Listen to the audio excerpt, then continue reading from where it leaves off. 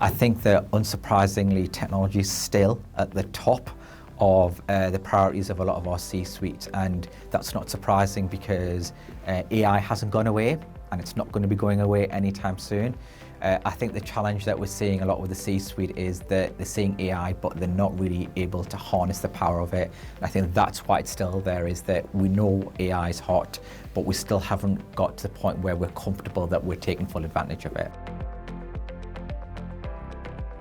The most regular thing that we're getting from clients on technology strategies is return on investment. How do we make sure that this strategy actually delivers a return and a tangible return, something that can measure and something that's real?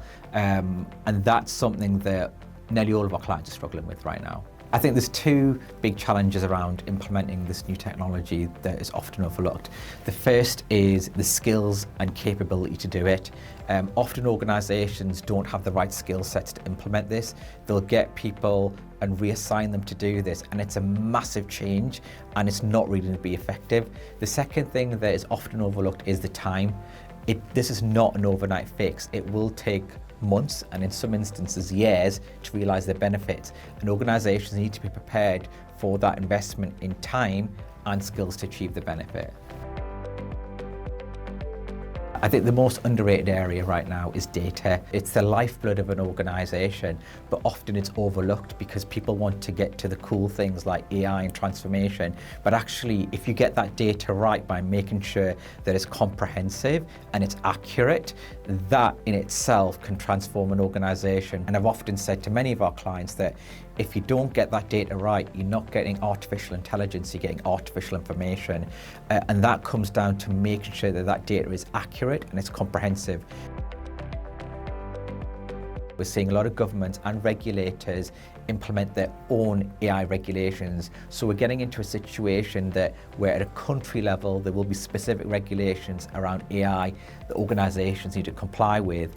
And that can be quite difficult for multinational organisations to navigate. So they need to be aware of regulations at a local level, but also at a global level, but also at a country level as well. Most C-suite leaders want more regulation because I think regulation gives them a framework in which to operate.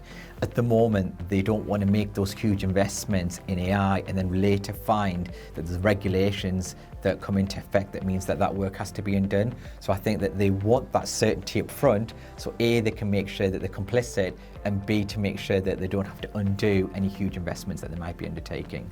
For me, when it comes to regulation, it's about balanced regulation. We need regulation in the environment to make sure that consumer data is protected, but also as organisations, we're doing the right thing and that everyone is consistent around how they're leveraging this really exciting new and emerging technology.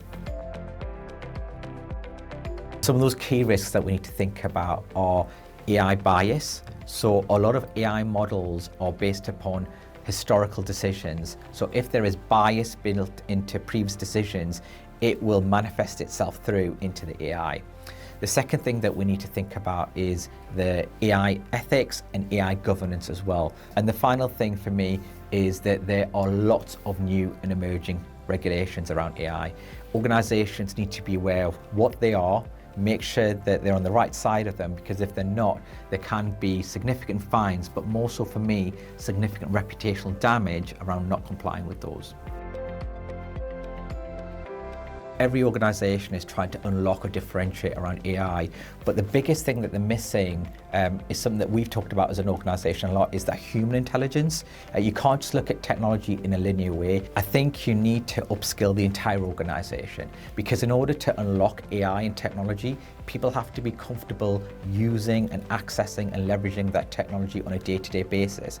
But if they don't understand how that technology works, how they can leverage it, it's not going to reach its full potential. The second thing is then supplementing that with really deep expertise with individuals that have gone on that journey, that understand how to unlock it. And if you combine that expertise with that upskill of everyone in the organization, your chances of really unlocking significant value are massively increased. You can't have effective AI without effective HI, and it's a combination of human intelligence and artificial intelligence that are going to be transformative for organizations.